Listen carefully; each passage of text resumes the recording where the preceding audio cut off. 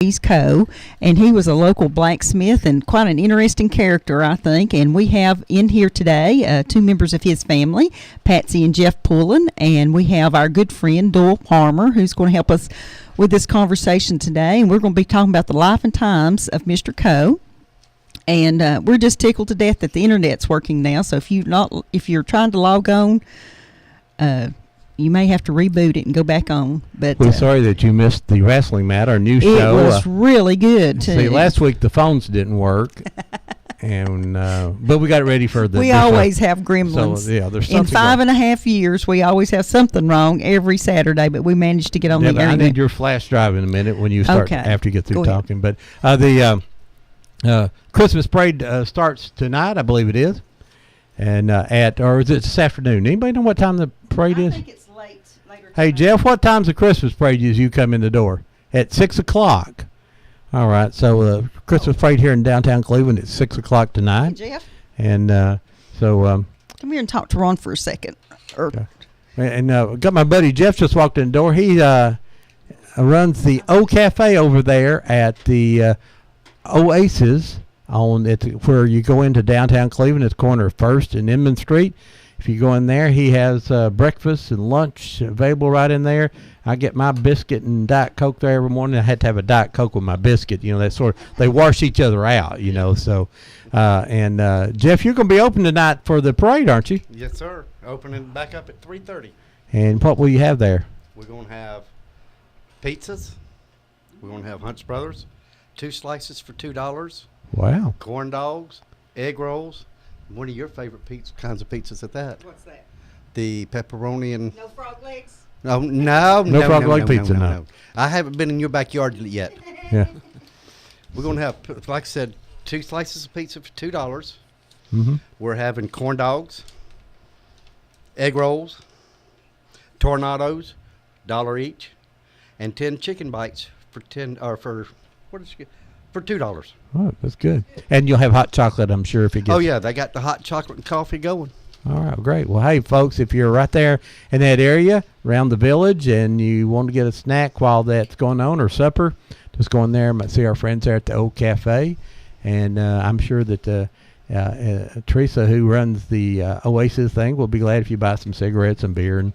But no, don't buy beer for the Christmas party. Not for the Christmas party. No.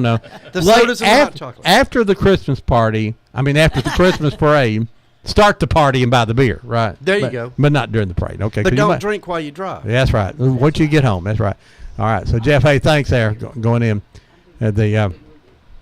Folks, good morning. I'm sorry I've been doing technical things over here all morning long, and this has been an interesting show. We have Patsy, Jeff, and Doyle. I know Doyle, yeah. Doyle's the reason I didn't have a great football career.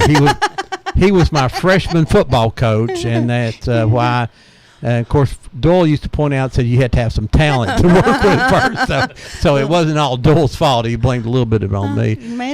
First day I got there, Doyle asked if I could pass the football, and I said I'm not sure I could even swallow it. Now, quit that. You saw me pull that teacher finger out, didn't you? Tell him to stop that. One of you start telling, this is your dad, right? Yeah. Okay, make sure I got all the... Patsy, start out by telling us who were your dad's parents? Fouch. Mama and Papa, right? Fouch and Phoebe Coe. And where were they from? They're from Polk County. From Polk County, and a long-time Polk County family? Yes. And when did your dad come to Bradley County, do you think? As a grown-up or as a child? He started blacksmithing in Polk County. Then he moved to Etowah and had a shop up there. Then he came down here. That's when he met my mother. And so... That'll make you move real fast when you meet a pretty girl. But anyway, we lived over on 1st Street. Over on 1st Street. And who taught your daddy how to blacksmith? I think he taught himself. Isn't that something? Just watching other people and just knowing how things had to work. Now, I know Marcus. Now, is Marcus your brother, Jeff? Yes. I know Marcus does a lot of craft kind of work. I've seen some of his mirrors that he made, and I imagine he kind of taught himself how to do that too. Are there other crafts people in the family? I done some horseshoeing myself. Did Papa teach you? Well, he didn't really teach me. I just had to watch and learn, and then I just picked it up and started doing it myself. Mm-hmm. It's a real tough job. A lot of people Rough don't on your realize- back, isn't it? Yes, very rough. Mm-hmm. So how long did your dad blacksmith, do you think? How many decades? Well, he started out when he was a teenager, I think. So he's done it all of his life. Mhm. He passed away in 1999. 99, and how old was he then? He would have been 90 years old. He died in March Amazing. the 5th, and if he'd lived to June the 15th, he would have been 90. He would have been 90 years old and still strong to the very end. Oh, that's always a blessing. When you still have your mind and your body about you, that's always a blessing. Now, did he ever own a car? No. No. I love that. And died in 1999. How did he get around? Well, he always called him a cab or somebody took him. You know, cabs seem to be a little bit expensive, but I think it's cheaper than operating a car these days if you don't go very much. So I know that a couple people, Doug Guerin used to talk about picking him up and taking him places and how much you learned as you took him someplace, because Yeah. he'd tell you about where all the houses came from up and down Harrison Pike and all that kind of stuff. How many children did your mom and dad have, Patsy? I'm going to call you Betty before this day's over because I know her sister Betty. I'm going to call her Betty. How many children were in the family? There's 3 girls and 2 boys. It's, Bobby and Jimmy, and then there's Betty, then me, then Inez. Inez. Uh-huh. It's 5. So growing up, when there was work to be done, was there boys' work and girls' work, or it was just work that had to be done? Everybody worked. Everybody worked. What kind of garden did your daddy have? Well, when we lived in town out here, we had a garden, but we was little. I remember, out there in the back. But now when we moved out on West Side Drive, we didn't have a garden no more. Didn't have So- one anymore. My daddy always called ours a victory garden. He had made very large gardens in his time, but as he got older, he learned how to grow just what you wanted in as little space as possible, and he called it the victory garden, which I think all of that came about during World War II, people calling them that. So on First Street, which is now downtown, at that time when you were a little girl, were there still barns and animals and stuff in downtown, or had they gotten rid of most of the animals? Well, we was, little, and we walked to Arnold School. Uh-huh. But then I think I was in maybe the 3rd or 4th grade when we moved on West Side. Daddy bought the property out there. Now, is that where you live now? Yeah. Mhm. I bought the place when Daddy died. I didn't know who lived there, but I always drive by because you could tell that somebody that liked to do folk art lived there, because there were things made out of barrels and all kinds of interesting stuff. And I always wanted to get up the courage to stop there, but I never knew if it was a place to stop or if it's a place that they were just decorating. But what kind of hey Doyle, what kind of work did you see Mr. Coe do? Well, Mr. Cole was a very talented individual, Debbie, and you was talking about his transportation. A lot of the farmers would come and get him and pick him up and take him out to their farm if it was something he could do there, like shoe a horse. That makes if sense. If it was something he needed to work on in the shop, they would bring it in to him, and he would do whatever was necessary. And like I said, he was very talented. He could do a lot with his forge, heating the metal and shaping it and so forth, making special shoes for the horses. And my granddad, George Bancroft, and one of his half-brothers were sawmillers, and he did things to help them with the sawmill. He also sharpened saw blades for people, and so A jack of all trades, it a sounds jack like. of all trades, and a very well-known person that helped a lot of people over the years. And I would be curious as to what he actually charged people to shoe a horse when he was a young guy. Because it's pretty expensive now. What do you think, Jeff, to shoe just a regular horse? You're probably about $100. Yeah, at Yeah, least just to do regular minimum. shoes. Minimum, I would think, because I know that my brother-in-law has quite a few quarter horses, and he was always trying to get his son to be a blacksmith or a farrier, whatever they call them now, because every time they paid that bill, Yeah, it's He could very s- expensive. The shoes, they're not too awful bad, but the nails they're really expensive for the nails. are they? Why do you think that's true, Jeff? I don't know if it's what they're made out of and how they're made. Or it's just not something that's used much, and they have to be specially made, maybe. I think getting kicked or bit by the horse is the reason you charge so much money. You should. Yeah, I mean, And getting the nails jerked through your hands and legs Oh, is yeah. just it's a major if pain. you ever had a horse turn around and bite you, you'll know that that's not a pleasurable thing to happen. And Right. if they step on your toe, it's not good either. No. Yeah. So what all did he make beside just horseshoes? And we say blacksmith, we think of the old westerns, and they put shoes on the horse. What else did the blacksmith do? Ron's grandpa was the carpenter of the area. He lived down in Tinga, but he went for miles and specially built things, carpenter-wise. And some fella showed up one day with the measurements for something, and it's this big and it's this big around, and it's a washing machine lid. Well, Papa knew right away it wasn't no washing machine lid. It was a lid for a still. So I imagine that Mr. Coe got asked to assist with those sorts of things every now and then too, as you would when people just ask you to build things for them. But I thought that was kind of funny. When kind of throw that in there. But what kind of things did your dad do? Well, he made, redone wagon wheels. He can make it, the spokes and everything. I love it. And I've helped him many a time to help him put the rim on. You got to heat the rim. Mm-hmm. Then you got to prise it on, after you get the spokes and the everything. And I've helped him many a times doing that.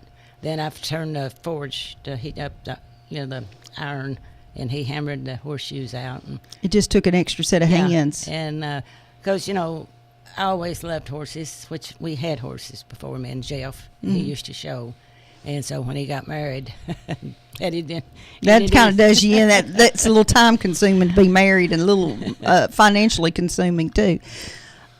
Jeff, she was talking about making wagon wheels. Even now with their little the little rides that they take. What do they call those? Wagon trains. Mm-hmm.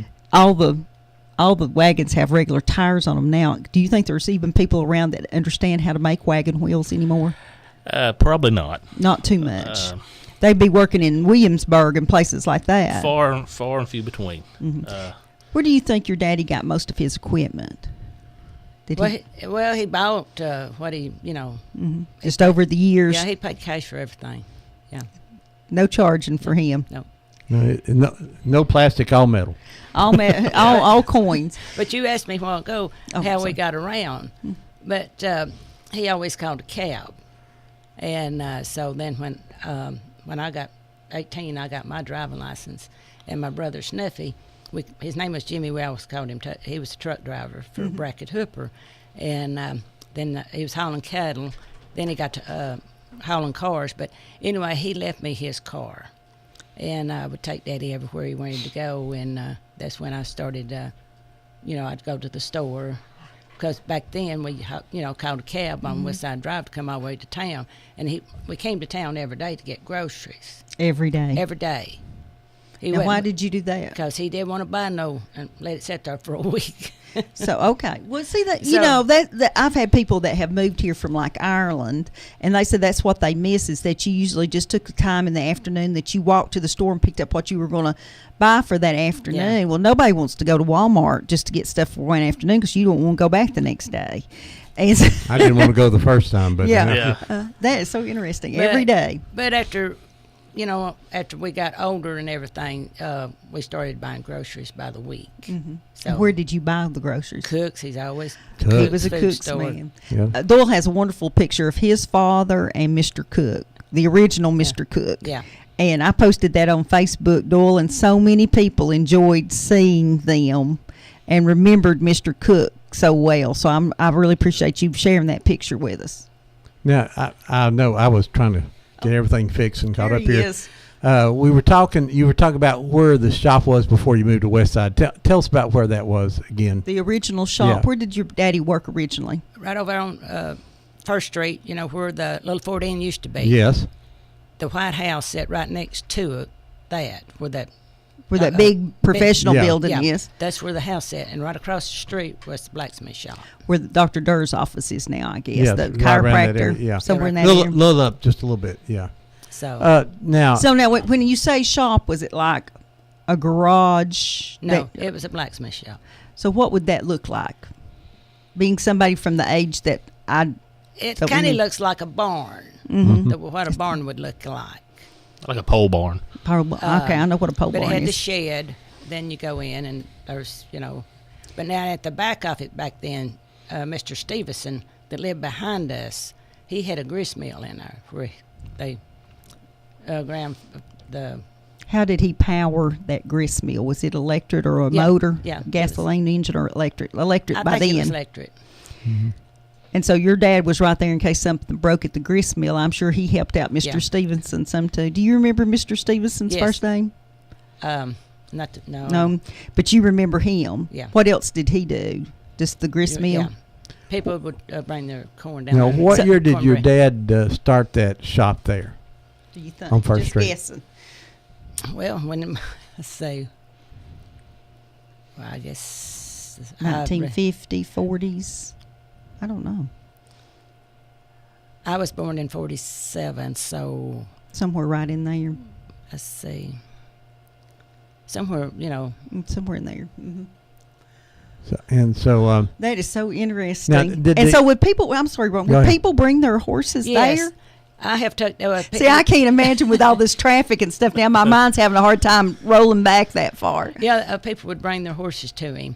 Then they would come, and pick him up.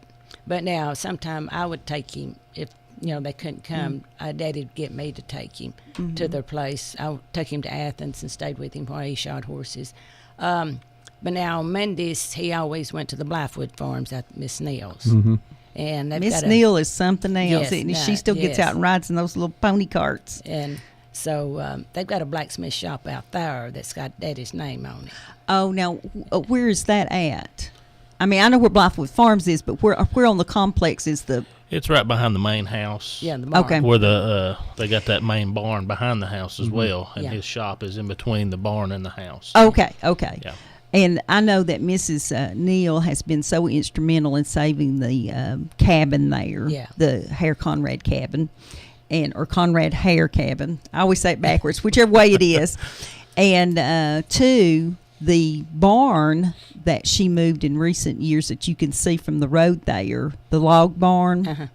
It was over behind our house off the Irwin farm, and we know it was built 1930s or prior to that. And they got ready to tear it down to put in that auction over there, and Mrs. Neal had it moved to her farm to protect it. So she is quite the preservationist and has done amazing things that people don't know about. Right. And we have to take our granddaughter by there every time we get in the car so she can see the neigh horses. now, didn't blacksmiths also, particularly in those younger days, you didn't just go to Sears and buy a Craftsman tool. Sometimes you had to. He made Yeah. tools that were. I need something that will do this. Can you make it? And Yeah. I'm blacksmiths did that. Is that Yeah. true? Did you? Yes. Did you remember making a lot of tools and different things? Well, I've seen him make tools and everything, use it. But now he made a lot of dog irons for people for their fireplaces, Yeah. and people still got them. I know Mitch Kinder said that his, I want to say someone had given his mother a very old pitchfork, and it had wooden parts on it and metal Yeah. parts, and something was broken, and he was able to restore it back till it looked original, and they were so excited about that. And it was quite the old handmade tool. And I imagine he made a lot of the hearth sets too, with Yes. the pokers and all that, Yes. because you Yes. have to know how to make those the right strength, don't you? Yeah, he had the pokers and the shovels and everything. He made them. Yeah, he made the tongs and stuff like that where you can reach in and grab the wood Yeah. and stuff. Now, where did he get his raw materials? Where did that metal come? What kind of metal is that, Jeff? It's just a raw steel. He got a lot of it from Burns Fabrication. Oh, well, now tell me about that. So he would just order stuff. Yeah, they just go up there and buy so. He'd buy so many feet of it at a time, and then a lot of times they would bring it to him, or he'd just go up and pick it up and bring it back, and then just whatever he needed out of it, then he Well, would. I'm getting an education here today. He would just, you know, Because all of a sudden I thought, where did that come from? if he was just using it for shoeing to make his shoes, I'm sure he had different styles that a metal that he wanted to use for that, and different styles for Out tools. close to the apple orchard, the Fox barn is still standing, and the man that supposedly built it died in 1861. So that tells you how old that old log barn is. But all of the hinges are horseshoes, that he's made the hinges out of horseshoes, and all of the metal work on that whole building, you can tell is hand done. You would probably really enjoy looking at that, Jeff. Yes. Okay, now I've got the important question. How many times you get burned? I never got to. He never let me do any kind of the bending of the metal. I got to watch him do a lot of Yeah. it, and I'd get to crank the hand forge and Yeah. get his metal pretty hot for him, and then he would Somewhere take it along the over. way, you got to get a little sting somewhere. Yeah. Well, if you were, It don't if take you were long to poking look around- at it, if you're- Jeff. If you're poking around in the fire, yes, you can get burnt. So what did he build? What kind of wood did he use for the fire? Or how did that work? Oh, he Probably had- used coal, didn't he? He had A lot of coal. Coal. Yeah. Yeah. So somebody delivered coal then, or he Oh, went yeah, and he picked bought all his coal. Yeah. Yeah, he had hardwood and a lot of coal. He even heated the house with coal. Mhm, Yeah. yeah, Wood. we did that when I was little too. It makes for nasty dust in the house. Yes, it does. All right, Doyle, tell us about Hayes, the man. Was he just this real friendly guy, or was he a crank, or what was he? Well, I mean, was he a character? I mean, we know he's somewhat of a character, in meaning as a good thing. Basically, I just thought he was a man of few words, really, when I was around him. Most of my dealings with him was when I worked at Cook's Food Store up on the square, and he would come in and buy groceries, and I remember shaking hands with him and speaking, and he had pretty rough hands Yeah, I from bet. dealing with the kind of activities that he took part in. And also his wife, she was a lovely lady. I remember her coming into the store, and I think she found out that I was probably related to George and Millie Bancroft, and she sort of took a little different approach toward me. She knew them, and so she was happy that I guess was an offspring from the Bancroft family.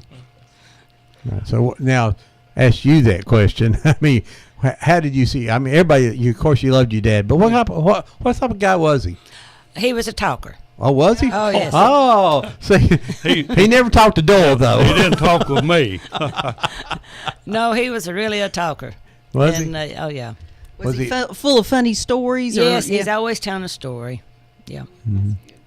Now, what was your mom's maiden name? Donaldson. Donaldson. And was she from Bradley? No, she was from up in around Morgan, Georgia. Oh, okay. Just, Blue just Ridge down and the road a stuff. bit. Yeah. Yeah. So what was your impression of him? I mean, was he a talker or what? Or a man of few words who did a lot of work? Well, when I was a kid and I didn't want to go to school, I wanted to go with her to take him to somebody's farm to shoot Yeah. horses when I was a kid. Yeah. And riding in the car with him, he knew everybody, where everybody lived, and he talked to the time we got in the car, to the time we got there, and all the way back. Well, if you'd put Doyle in the car, you'd been quieter. Well, maybe so. But yeah. Well, and he knew Doyle was working too. And he was probably respectful of that here's this Didn't want to person. bother him. Yeah, didn't want to bother him.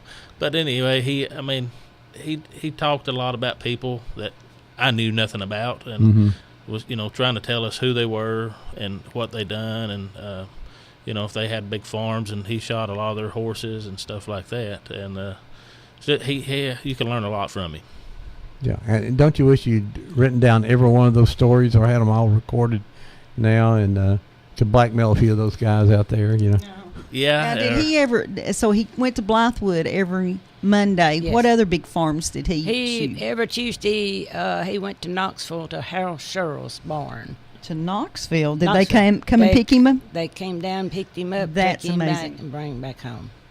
And he's down at Happy Valley Farms to shoe horses, Jimmy Martin Stables in 404. I believe it's 404. And just everybody around, they would come early and pick him up. Then there was a lady, excuse me, there was a lady, Miss Howard, lived in Ooltewah. She had walking horses. And no, it might have been gaited horses. I forgot which one it was. But anyway, we was going to Alabama. He went to all the horse shows. He always went to Louisville, up there at Louisville to the big horse show. Then the celebration over in Shelbyville. And then we went to Montgomery, Alabama. So as a child, y'all got to travel quite a bit Oh, just yeah. because of his activities. So I think Daddy had been down Miss Howard's and shot her a horse or something. And Daddy just up and asked her if she wanted to go to Montgomery to the horse show. So we took her. She wanted to go. I love it. And she told us, she said that was the best time she's ever had in her life. Well, good. You know, 'cause like I say, her and Daddy talked all the way. And if you took him, he always paid for everything. And then we stayed all night. He put, motels and everything. But that lady, she was way up in years by that time. Now, did your daddy, when he went to the horse shows, was he working or was he just watching? Well, now most of the time he was they got him to be a blacksmith in case the shoe come off. He had to go out and put it on, and then but now this before I started driving, he wanted to go to a horse show over in North Carolina, and so he went to D.A. Ingram that had the cab station, and asked him how much he'd charge him to take him over there, stay with him, bring him back. So he told him. So we went all the way to North Carolina in a cab. I love it. Well, you got to be dedicated to the cause. And what wonderful memories. Did y'all take very many pictures? Yeah, we got quite, he I'm loved glad. taking pictures, Daddy I'm did. glad. Yeah. I think the pictures that we have. Oh, do we have a phone call? Yes. Let's get this call. Good morning. You're live on Old Town Cleveland. Good morning once again, Ron. Hey, Bullet. Young's just talking about this gentleman that never owned a car. Well, my brother never has owned a car, and he's 64 years old. I see him on a bicycle quite a bit, though.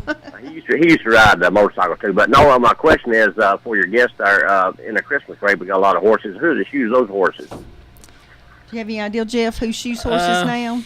I don't have any There idea. used to be a Jones guy here in town that shoot horses. See, I don't know now, Bullet. I know a couple of guys that have retired from shooting horses. Well, I'm a fancy of horses, then, because you got to picture me on a pony. But I think it's a lot easier to shoe the front horse than the back, because there's this guy shoeing the back horse one time, and the horse turned around and beat him in his private part. Oh, Yeah, that's not good. that's not good, and they don't like to turn loose. Yep. We'd like to tie them up, and that way they can't do that to you. Yeah. okay. Yep. You can win all day and not said that, Bullet. Yeah. I love this picture of. I know Keith Lewis. He used to do a lot of shoeing, and he was out of McDonald, Tennessee, Yeah, there, yeah. and he done a lot of shoeing. Well, I'm enjoying you. Thank you, Bullet. Thanks for calling. I think that apparently, if you want to work hard, you can really do a lot of work in the horse industry, especially in this area. We've got lots of horses. Yes. I talked to some fella the other day that was a horse dentist. Wow. I didn't know horses had Yes. dentists. Yes. Good morning, live on Old Town Cleveland. Hi, enjoying your show with the cold. Thank you. Who are we talking to? Well, this is Ronald Lee. I'm Pappy's brother, Okay, Ronald. Good to talk to you, buddy. and we used to have an old stubborn horse that nobody would shoe. And Daddy said, "Well, I guess I'll have to go get Hayes Cole to come out there and shoe it." And he went out there, and Hayes didn't have a bit of trouble. He knowed how to. It was a big horse too, and that horse would get cranky with him, and Hayes would he had a hammer and he'd hit that horse's back shanks and say, "Quit." And that horse would quit. And but nobody would shoot that horse, but Daddy got Hayes too. I remember that, and I watched every move he made. He was good. Well, thank you, Ronald, so much for calling. They've really enjoyed hearing that story. Okay, I enjoy listening to y'all. Thank you. Thank you. Bye-bye. You're listening to Whoop FM Old Town Cleveland here. You can go to your radio at 99.9 or go to the internet at www.whoopfm.com. You can call us here at 614-5553. We got members of the Hayes Coes family in here today, and Doyle Palmer. We got to mention him there. Glad to have Doyle here back with us. Doyle's a regular with us. You know what I told Doyle? I told him I didn't know one end from a horse from the other. He needed to come help me with this today. You would find out quick if you went around a long time there. One intakes, one outputs. Good morning. You're live on Old Town Cleveland. Good morning. Good morning. Good Go morning. ahead. Who are we talking to? Marcus, Pullen. Hey, Marcus. Go ahead and talk to us, buddy. Hey, they were talking about the grandfather shop earlier. Yes. Well, anyway, I got Billy Nipper's original painting in here, and I just sent you a personal. I saw it. I can't get that on the internet right now, but we'll put that on when I get home. So, how did that painting come to be, Marcus? I'm not really sure. I was young. Well, matter of fact, I wasn't even born when it was painted. Oh, okay. So I don't guess you remember that. It was painted in '66 by Billy Nipper, and I just know I got it in my room, so I thought I'd give you a picture to show you what his old. It looks gorgeous, and I'm sure Patsy can tell us about it. Oh yeah. And Marcus, do you think that you got a little bit of this craftsmanship from your grandpa? I'd hope so. You hope so. And do you actually remember seeing him work in the shop too? Oh yeah. How many times did you get burnt? How many times? Several times. Several times. He didn't have to say, "Don't touch that." You just touch it, huh? And then you turn loose. He just said, "If you want to touch it, go ahead." And I did. Yep. Didn't take you long to look at it, did it? Yeah, it took about 3 or 4 times to learn the difference. Now, how did you learn? I know that you make these beautiful etched mirrors. How did you learn to do that? Well, I worked for a company out of Chattanooga, Independent Glass, and I was racing cars at the time, and I asked them if anybody's ever cut a race car out of a mirror. They said no, and I'm the type of person, if you tell me it can't be done, I'm going to try to do it anyway. I understand. So just after a few tries, I kind of perfected it a little bit. Oh, the one I saw, and I haven't seen it in person yet. I saw it, pictures of it. I was real impressed with it. It looked really good. Thank you. All right. Mr. Marcus, anything else you want to add about Grandpa? No, I was going to let them handle that part of it. I think they're doing pretty good. I thought I'd just give you that picture there. Thank you, Marcus. And it was a lovely picture. Thank you, Marcus. Bye-bye. How did that picture come to be, Patsy? Well, Daddy shot horses for Billy Nipper's JL and them, and she started, doing her painting back then, and there was a picture of Daddy that somebody took over the picture that she painted, and she wanted to paint it. Asked Daddy could she paint that, and so we got the first one. Then and then I've got the oil painting off it, and what a treasure at the forge. I got him standing like it at the forge. Then with the horses out front and the wagon and everything, she painted that back in 1966. That's great. Mr. Shriver was in here. He said he has a copy of that picture too. Well, I've got each one of my kids one. And my grandkids, and I still got 5. All right. I still got 5 more. I'm so appreciative of the people that back in a few years ago that decided to start painting scenes in Bradley County, because we've captured a lot of good stuff between Billy Nipper and Mr. Berger. A lot of they saw the worthiness of capturing that old stuff. So what a wonderful blessing. So Jeff, how do you shoe mule? Do you put shoes on mules? Yes. Yes. See, I told you that's why Doyle's here. Tell me which end of the horse I'm looking. Yeah. Are they a little bit more stubborn creature to work with? Yes, they can be. They can be. Very, very, very stubborn. What makes them good workers also makes them hard to work with. Yeah, they're real strong too. Just various different types of shoes you can use on different horses. We've done a lot of road riding, done some wagon trains and stuff like that. I do shoeing on the wagon trains. If somebody lost a shoe, I'd put it back on because we had a truck that followed us. So a lot of times we use shoes with drill techs on it to keep them from sliding on the asphalt. And, Now tell me what that is. it's just it's a weld that they put onto the shoe. Keep it and from it's sliding. really, really strong, and it just keeps that shoe from sliding on the asphalt. Because you take a piece of raw steel and put it on asphalt, their feet will slide right out from under them. So we always, try to use the drill techs and, keep them up on their feet, and that way they don't fall and get them skin up or hurt or yourself hurt. How often do you have to reshoe a horse? Depending on how much you ride. If you're riding every day, probably once a month. Need to go ahead and pull those off, trim the feet up, and reset them. Somebody here on the internet's saying that they used to go to Beatty's Hardware and buy horseshoe nails to use to pick the meats out of nuts. I wonder if you can still do that. I'm sure you can. Yeah. And I wonder why they were better than just a regular nail for that. But see, And that's got a pretty good little point on it. Oh, okay. Okay. Yeah, I used to, every evening when I got off from work, I had to go to the hardware store. But Ganaway's, Right. that's where he started. Then, when Mr. Ganaway went out of business, he started using Beatty's. So it's the grocery store. So he didn't have a lot of extra stuff on hand. He wasn't a hoarder by any means. But what, he give you a list, or he just kind of tell you what he needed? Oh, he told me what he needed. And you just went. I went over and got it because he had a big, like going to a big barn to shoe all day long. He had to have all his nails and his leather padding. The show horses wear, leather So padding. he would just tell you what he thought he was going to need. Okay, let's get this call. Go ahead, caller. You're live on Old Town Cleveland. Morning, Ron. Morning. How you Hey, doing? Neil. Howdy. Watching your show on the computer box here. Enjoying it. I had Marcus in school, I discovered, and I had no idea that he was in relation to Mr. Coe. This is Neil Allen. He was, I will call you the shop teacher at Cleveland High School. Is that close? Well, yeah, I was one of them. And So do you have a good story on Marcus you can tell us? I just remember Marcus as being a pretty diligent student.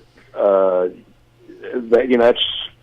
cooperative, and that's not a bad memory. No, he's a apparently quite gifted person. Yeah, I made sure I went to Facebook and typed his name in, and that's the Marcus Pullen that I. Neil, why I have you here? I sent you an email of a new picture of the Harold Fryer Skeeter.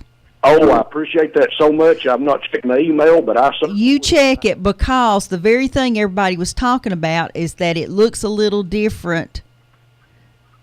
Yeah, It looks a little different, and I know that you're making that scaled model, and I wanted you to see that. So I emailed that to you about 3 or 4 days ago, so you check your email. I certainly will, and I certainly appreciate it. You're welcome. Question about the steel tires, and they actually called them tires on the wagon wheel, although they were steel.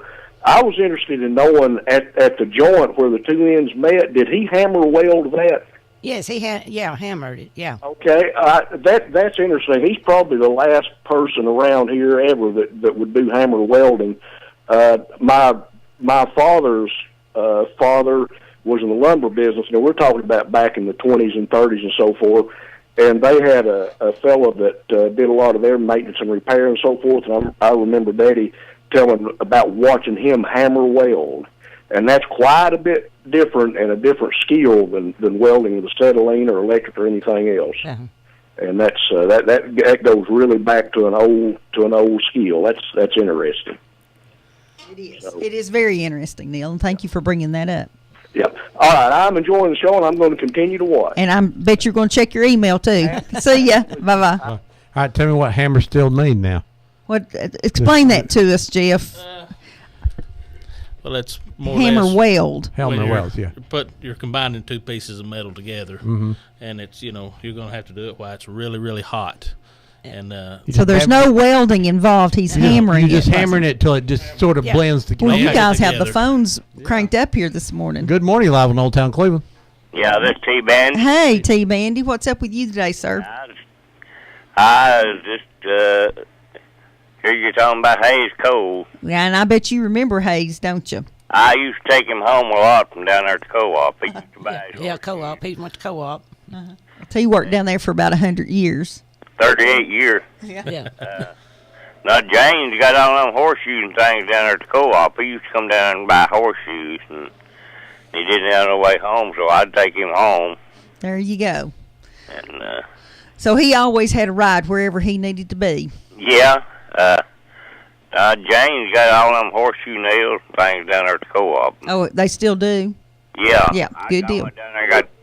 I went down there and bought 4 the other day. I got made chimes out of them. There you go. I thought you were shoeing Marilyn there. Couldn't get so way you can keep a pair of shoes on her. Marilyn shoot her car this week. She run over a big rock in the middle of the road up here by the house. Yeah, it don't take but just the hitting it at the wrong angle that it'll really mangle you up. Yeah, it fixed it up. All right. Hayes' son made me my pink gospel singing signs that I used to put up along the road down towards Lebanon Church along. Is that Marcus did that? No, that was Erskine. Erskine. Okay. Yeah, Erskine. Yeah. All right. Pink signs. Everybody talk about T-Bandit's pink signs. Well, then they did the job, didn't they? Yeah. Good to talk to you. Thank you, T. Bye-bye. Bye. We're getting some good calls here this morning. You had something you wanted to add there, Doyle? Yeah, Ron, I just wanted to orient people a little bit. This early history, where his shop was in the area of the Mullinax car dealership Okay. downtown, and lots of people came to Cleveland from that direction, out of McDonald, Prospect, Hopewell area. They traveled Georgetown Road, Harrison Pike, right. into town, so there was lots of traffic by his shop, and that's another reason a lot of people knew about him and knew his works. Well, they'd come in and bring stuff to the grist mill and bring all their work. You had to kind of plan then. You didn't make all these trips like we make now. Don't think anything about it. Well, that's really interesting. And did he do another thing there? Ganaway Hardware was mentioned there a minute ago. It was there on the same thoroughfare, right at the foot of Post Office Hill. Mm-hmm. And they had a lot of supplies that farmers used, and a lot of people used with their horses and farm animals. on YouTube, but folks that get on the computer, you can go on there and type in Ganaways, and they have a picture from I imagine it's from the 70s of somebody hand stitching, or they're on a machine. They're stitching some of the harnesses and things right there in the shop, and it's just a brief, it's probably not 30 or 40 seconds of some video, but it's really something to see. It's a step back into time. Yeah, I have to remember I was a suburban kid, so I come into town. I was between the country and town.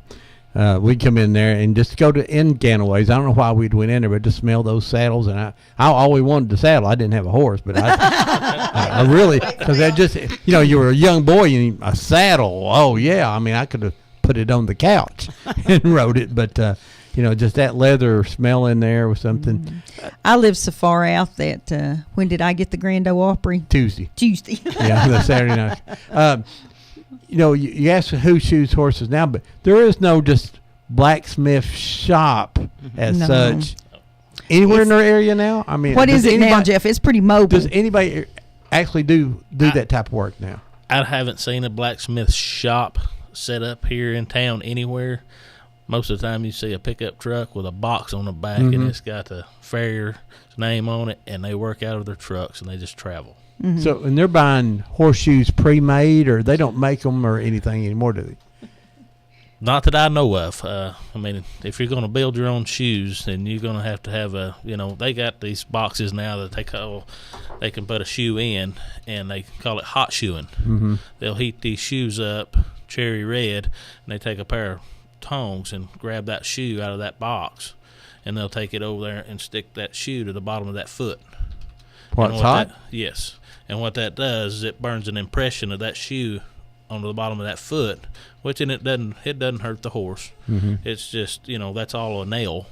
Mm-hmm. And it'll leave that little bit of impression, and they'll cool the shoe down, and then when they go to put the shoe back on, it sets right back in place where they first stuck it. So it makes it a little easier for them. I've never done it because I didn't want to get burnt. I just you're messing with a piece of hot steel, and if that thing slips and hits you on arm or something, you're in trouble. Or if it slips and hits that horse on the leg, Yeah, you get kicked. get stomped or kicked. So I always, when we got You ready, wouldn't want to burn a $150,000 horse, would you? no. I wouldn't think so. He just, I don't get them ready and got the shoe up to where I thought it was supposed to be at, and start setting nails. So now you buy shoes of different sizes now, and you hammer out any difference if you need to or something. Yeah, if you need a little correction in it to turn a foot in or turn a foot out, whichever way you needed to do it. If you had a tall enough heel on them, you can always take that heel and take an anvil, and you can correct that heel, turn it in or out to help straighten up a foot a little bit. Well, see, now you're saying something here that, I thought you just went out there and said, well, that shoe fits on there and nail it on. So but now you have to clean the hoof. Yeah, or shape it. Yeah. Shape it up. And then if the horse has how do you know if the horse is walking to the right or the left? The shoe would be worn off. Well, the shoes, is that what tells you? most of them, they're walking flat-footed, but you'll see a horse sometimes it's got the toe turns in or they turn out, just like a human, pigeon-toed or whatever. And so the shoe can adjust that? Yes, and Grandpa, he could take shoes and like on a lot of the show horses, and you want their feet to be pretty much straight ahead line in front of them, and if he had to make a correction shoe, he'd put a crossbar in it, and that would help that foot from turning out. And he could tell by just looking. Yes. Yeah. Let's get this call. Good morning, live on Old Town Cleveland. Yes, this is Ann Neal. Oh. Hey, Ann. Hi, Ann. Go ahead. I just got in my car and I flipped on the radio and realized who y'all were talking about. Yeah. So I haven't heard all the good stuff you told, but... Well, you tell us some good stuff. Go ahead. Well, he worked for my dad for, I don't even know how many years. Now tell us who your dad was, Ann. David Neal at Blythewood. Okay. And, we talked about your mom a few minutes ago and talked about what a remarkable woman she was or is and how well she's taken care of history here in Bradley County. Well, I have great memories of Hayes because I grew up around him and enjoyed knowing him. And my dad not only appreciated his craftsmanship, but probably more than anything, the kind of person he was. Very nice. Very nice to hear. Great family man, great citizen. And, he thought his integrity was above reproach, and he'd put him beside anybody. There you go. Yeah. How many horses do you think he fixed for your dad over the years, fixed their shoes? Thousands? Oh, man, I have not. Hundreds? Yeah. Hundreds, yeah. Because he worked 2 days a week, I think, out there. And my dad always get a kick out of the fact he'd ride over there and he'd say, hey, I got a shoe off.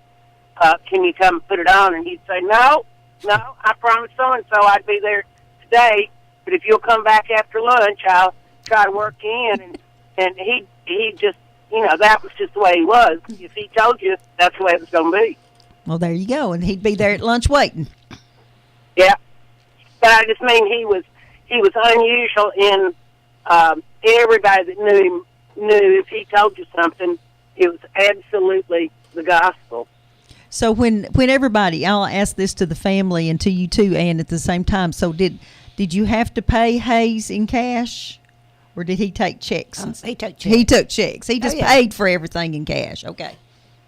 I don't remember. I remember when they bought the property out there on West Side Drive, and my dad took him to the bank and he paid for it, and he was real proud of the fact that he was moving from downtown over there and going to build a home and build a shop out there. And he'd get ready to go to the horse show, and at that time his kids weren't old enough and they didn't have a car, and he'd hire a cab and take them to Montgomery to the horse show. Just wherever he needed to go. But he never left anybody home. He said, come on, we're going, and he'd load them up. He was proud of his family, and of course he loved to have you come over there and eat lunch and have Miss Ruby drag it all out. And she was a fabulous cook, and he loved to entertain and bring anybody and everybody over there that was around on the day he had invited them to lunch. I don't know. I just have a lot of real unusual, cool memories about him. Well, and we appreciate so much you calling in, and they've been smiling and grinning and shaking their head yes ever since you called. So thank you so much. And if you think of something else, you call us back. Well, I've got to go to work, and I'm in my car, and I don't want to turn my radio off because I'm afraid I'll miss something. We get lots of people in trouble. Yeah, I can imagine. Well, I don't get to listen to your program very often. Mother always enjoys it when she knows something's going to be on, but I'm sorry we didn't know about it earlier. You need to call her so she'll tune in. Okay. Give her our love. All right. Bye-bye. Bye-bye. Thank you. How wonderful. Yeah. How wonderful. He thought the world than he They were just like family, Oh, I'm sure. yes. Did he do horseshoeing for Bend about any? Or did, Yeah. Yep. Yeah. Mr. Johnson Yeah. and his father are nice people Yeah. to work for, We got too. another call here. Wow. Good morning, live on Old Town Cleveland. Yeah, I'm Paul Hall. I'm 50 years old. I'm Ed Hall's baby boy. We buried Daddy Saturday before last. I remember him going to get hay when I was a kid. Daddy had about 50 horses. And he sold his studs, if my memory's right, I was a kid, to Blythewood whenever he left. So let them people know Dad passed away. He's no longer with us. He's in heaven now at the Big Horse Show. There you go, in the Big Horse Show. Anyhow, I remember the old man. Me was an old man then. I was a little bitty kid. And I walked them horses when my brothers rode them. I was scared to death in front of them things. And because they was blowing and snorting and high strung. But I remember him well. Daddy always spoke highly of him. And like, same thing, Daddy'd have a wad of them there for him to shoe. And he'd shoe them. And he said, I done made plans. You got to take me home such and such time. I got something else I got to do. Mm-hmm. Isn't that something? But anyhow, Ed Hall, we laid his old body in the ground Saturday before last. Well, after we take a break right at 11 o'clock, and before we come back on, we play a song called Gone Home, and we dedicate that to all our beloved people in Bradley County who's gone home. Well, Daddy had Alzheimer's for 10 years, and I was there with him at home for the last 5, and it was a wonderful thing the way he left here, and the funeral and the gravesite and everything was a celebration. There you go, should be. Deb and I both are going through that same type of thing with our mothers, so we understand that very well. All right, brother. I love y'all. Love you. Thank you for Thank tuning you. in. Bye-bye. Well, and we've had lots of new callers today. I got another question about shoeing horses. See, I'm a suburban kid now. Now, my family down in Chatsworth, Georgia, they were horse people.